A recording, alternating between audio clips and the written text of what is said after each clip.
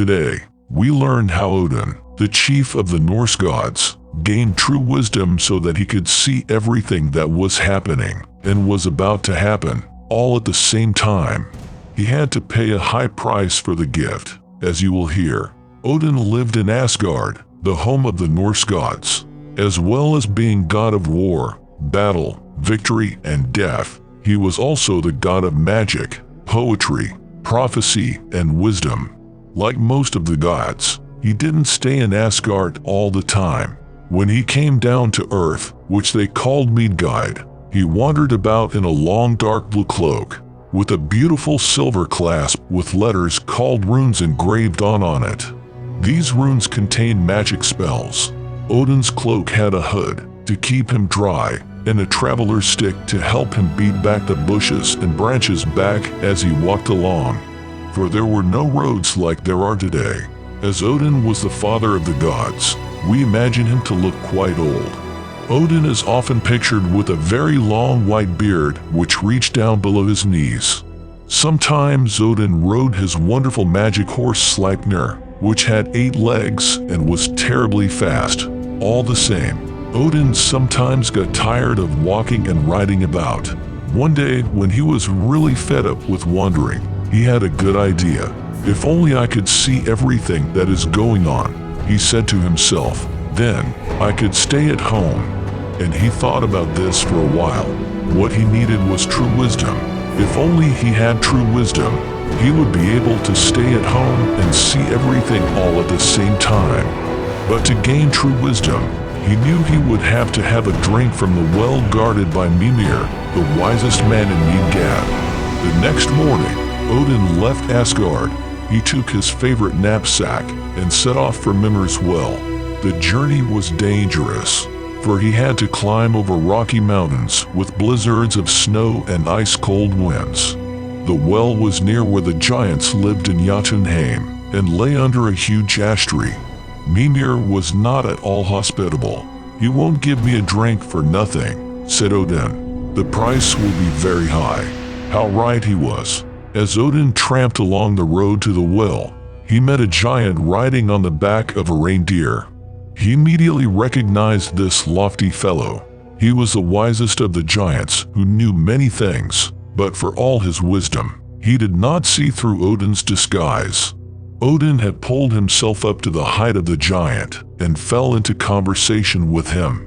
"There's something I would dearly like to learn from you," he said, and the giant replied jovially, "Ho ho, before you can learn from me, you must answer 3 riddles.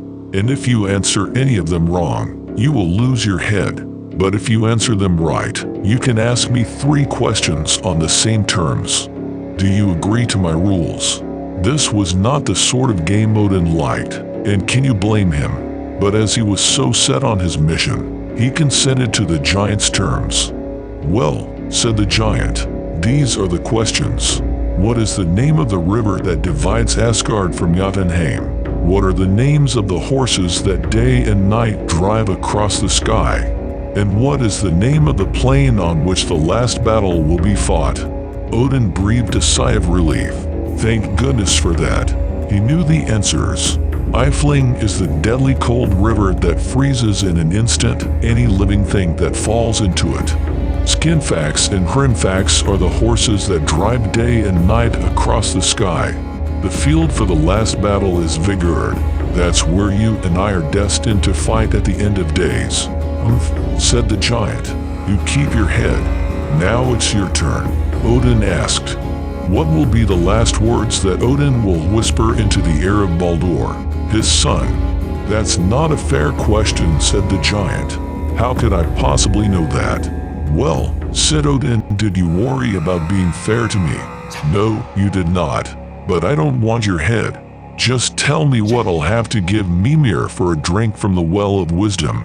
"He will ask for your right eye," said the giant. Odin shuddered. "That's a lot to ask for. Is there no other way?" "There is no other way. Many have asked for the wisdom of the waters, but not one has yet agreed to pay the price." Odin nodded. He was glad to leave the wise but fierce giant and walk on. The path was stony, and there was a bitterly cold wind and rain so that his cloak was soon wet through. He fingered the clasp and whispered the rune. His cloak dried, and the weather improved, but the path was still rough, and he had to be very careful where he put his feet. It was depressing, especially when Odin thought about the eye he would have to lose forever, and about the terrible pain. For when the gods were in Midgard, the land of men, they had to feel what men feel, and suffer what men and women suffer. But Odin knew he would have to forfeit his eye to gain the wisdom he needed to save the world. Odin continued his journey. Eventually, after turning a sharp bend in the road, he was able to see the huge ash tree bordering Jotunheim, the giant's land. It was indeed a wonderful and a beautiful tree, very tall and very deep-rooted, as ash trees generally are. Its deep roots drew wisdom from the four corners of the earth, and near the tree Mimir stood by his well. "Ho there, Odin, I've been waiting for you," said Mimir, for he had drunk from the well and knew everything that would happen and everyone's name before they told him. "Are you thirsty?" "Yes," said Odin. "I have a great thirst for wisdom, and yes, Mimir, I need to drink from your well." Mimir laughed. "Many are thirsty for my waters, but they do not get to drink from them. No one has yet agreed to my price. You must give me your right eye."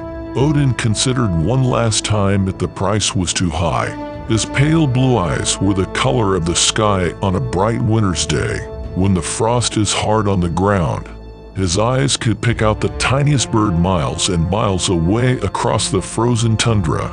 If a human, or even a god, looked him in the eyes, they could not but feel a kind of awe. But in the end, he did have two of them. "I will pay your price, Mimir." And so saying, he tore his right eye from his head. The pain was searing. He gave it to the guardian of the well. Mimir handed him a horn brimming with the waters of wisdom. Odin took a deep drink. Immediately, he saw everything that had happened and everything that was in the future. Most people don't want to know the future, as some of it is not good news. But some people do and try to find it out, one way or another. Usually it does them no good. But Odin was not a person. He was a Norse god, and when he saw the joy that would come to him, he laughed with happiness. But seeing all the sorrows and troubles that would happen to humankind, he also knew what he could do to help.